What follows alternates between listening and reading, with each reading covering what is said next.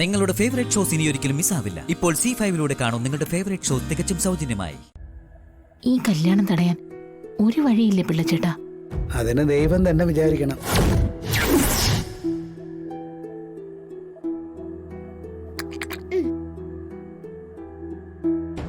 ഏതാമേ കുട്ടി പിശാശ്? ഓ അതോ, നീ ഇരിക്കുന്നവനെ കണ്ടോ? ഇളയ മകനാണെന്ന് പറഞ്ഞല്ലേ സത്യഭാമ നമുക്ക് അവനെ പരിചയപ്പെടുത്തിയത്. അവനവരുടെ മകനൊന്നുമല്ല. പിന്നെ ഇവിടെ അടുത്ത് കോളനി താമസിച്ചുകൊണ്ടിരുന്ന ഏതോ ഒരു സ്ത്രീ സത്യഭാമയുടെ വണ്ടി ഇടിച്ച് ചത്തു. അപ്പോ പോത്തുപോലെ വളർന്നവനെ അനാഥനായി എന്നും പറഞ്ഞ് സത്യഭാമ ദത്തുപുത്രനായി ഏറ്റെടുത്തതാ. ദീനാനുകമ്പ.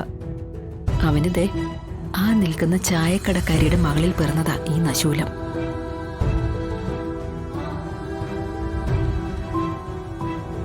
ദത്തുപുത്രനോ?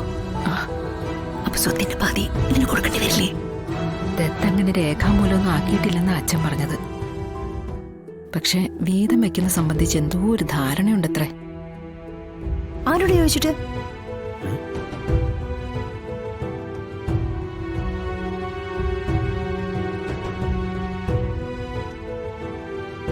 എന്താ മോളെ? മോളെന്താ പറയുന്നത്? അല്ല ഭാമേ, മോളി കൊടുക്കൽ വാങ്ങലിനെ പറ്റി ചോദിക്കുകയായിരുന്നു. ഇവളോട് ഞങ്ങൾ അതിനെപ്പറ്റി ഒന്നും പറഞ്ഞിട്ടില്ല. ഇപ്പൊ ഇവിടെ പറയുന്നത് കേട്ടപ്പോഴാ. എന്നിട്ട് മോളെന്ത് പറഞ്ഞു? അത് നിങ്ങൾ അറിയണ്ട ഭാമേ, ഞങ്ങൾ തമ്മിലുള്ള സംസാരമല്ലേ. അത് ഞങ്ങൾ അറിഞ്ഞാൽ എന്താ കുഴപ്പം? വേണ്ട ഭാമേ, വിട്ടുകളഞ്ഞേക്ക്. ബന്ധങ്ങളിലെല്ലാം ഒന്നും തുറന്നു പറയാൻ പാടില്ല. ഒന്നും വഷളാകാതെ ഇരിക്കും.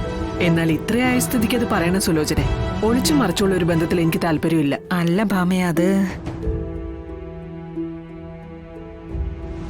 പറയണം. എന്നാ കാര്യം നേരെ അങ്ങ് പറയാം. ഞങ്ങൾക്കുള്ളതെല്ലാം മോൾക്കാണെന്ന് പറഞ്ഞത് ഇവൾക്ക് ഇഷ്ടപ്പെട്ടില്ല. അങ്ങനെ തന്നു കഴിഞ്ഞാ ഇവളുടെ കല്യാണം കഴിഞ്ഞ് ഞങ്ങൾ എങ്ങനെ ജീവിക്കുമെന്ന് ഇവള് ചോദിക്കുന്നത്. അതാ ഇവള് ചോദിച്ചത്.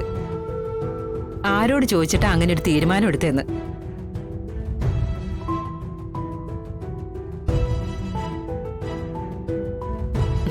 കുട്ടിയല്ലേ ഭാമേ, അവക്ക് അറിയാഞ്ഞിട്ടാ. വിട്ടുകളഞ്ഞേക്ക്. ഞാൻ പറഞ്ഞില്ലേ, പലതും അറിയാതിരിക്കുന്നതാ ബന്ധങ്ങൾക്ക് നല്ലത്. അങ്ങനെ വിട്ടുകളയുന്നില്ല. മോള് പറഞ്ഞു തന്നെ ശരി. സ്ത്രീധനമായിട്ട് 10 പൈസ ഇങ്ങോട്ട് വേണ്ട. ഇവിടെ പണത്തിന്റെ കുറവില്ല. വേണ്ടത് ഇതുപോലെ നല്ല മനസ്സുള്ള ഒരു കുട്ടിയെയാ.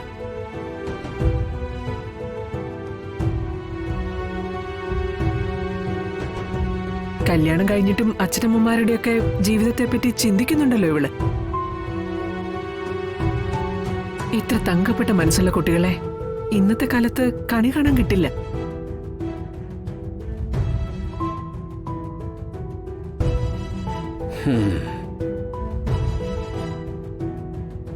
അമ്മേ, ആ ദത്തുപുത്രന് സ്വത്ത് കൊടുക്കുന്ന കാര്യത്തിൽ കൂടി ഒരു തീരുമാനം ഉണ്ടാക്കണം. നീ അവിടെ അടങ്ങിയിരിക്കണേ. ഒന്നും കാണാതെ അച്ഛൻ ഇറങ്ങിത്തിരിക്കോ? കല്യാണം കഴിയുന്നതിന്റെ പിറ്റേ ദിവസം അതുങ്ങളെ ആ കൊച്ചടക്കം ഇവിടുന്ന് അടിച്ച് പുറത്താക്കും.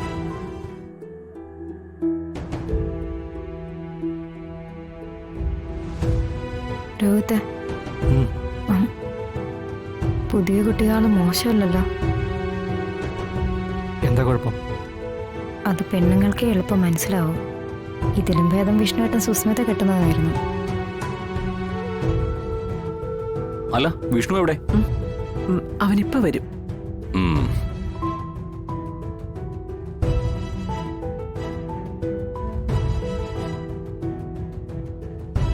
ആ വന്നല്ലോ.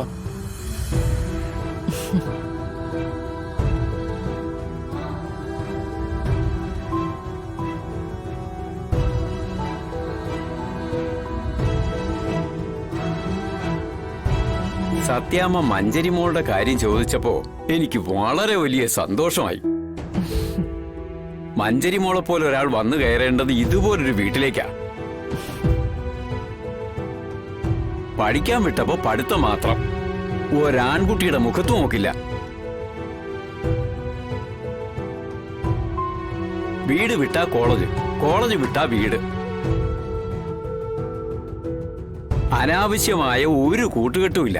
ഒരു ഫോൺ ഉള്ളത് വിളിക്കാൻ വേണ്ടി മാത്രം.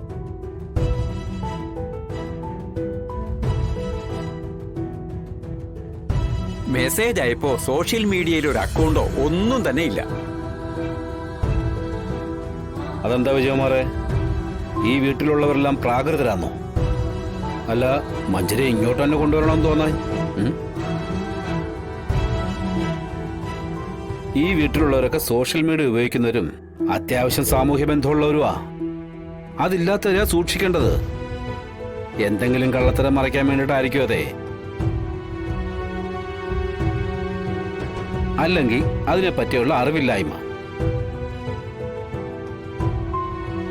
അത്തരക്കാര് പിന്നത് പരിചയിച്ചു കഴിയുമ്പോഴേ പിന്നീട് അതിൽ മുങ്ങിത്താണ് ഏതെങ്കിലും കെണിയിൽ പോയി വീഴുകയും ചെയ്യും. ഒന്നും ഒഴിവാക്കുന്നതിലല്ല, നിയന്ത്രിച്ചു നിർത്തുന്നതിലാ മിടുക്ക്.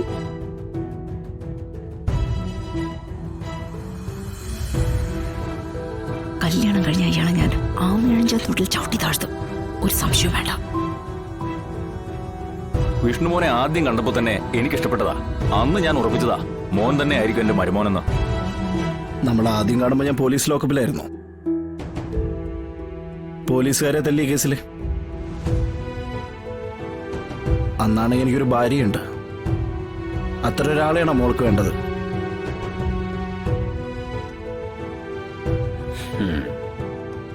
ഇനിയിപ്പോ ആ സ്വഭാവ സവിശേഷതകളൊക്കെയാണ് വേണ്ടതെങ്കിലേ മറ്റ് കുറച്ച് മിടുക്കന്മാര് സെൻട്രൽ ജയിലിലുണ്ട്.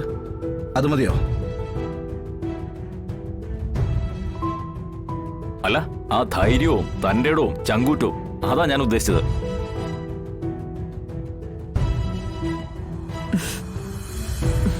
വിഷ്ണു,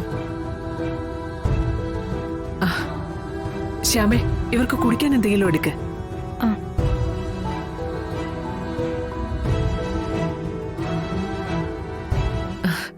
മോൾക്ക് എന്താ വേണ്ടത്? അവൾക്ക് അങ്ങനെ പ്രത്യേകിച്ച് താല്പര്യമൊന്നുമില്ല. ഏത് സാഹചര്യമായിട്ടും പൊരുത്തപ്പെടും. ഓ,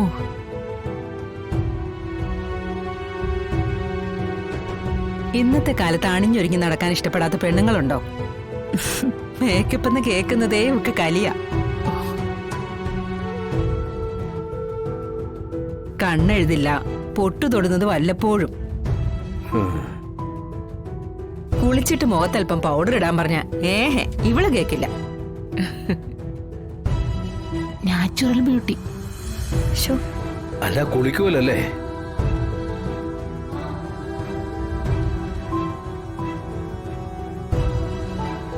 ഫലിതം അല്ലേ? അതെ അതെ അതെ അതെ, ഷൺവാസൻ അത് മനസ്സിലായല്ലോ അല്ലേ?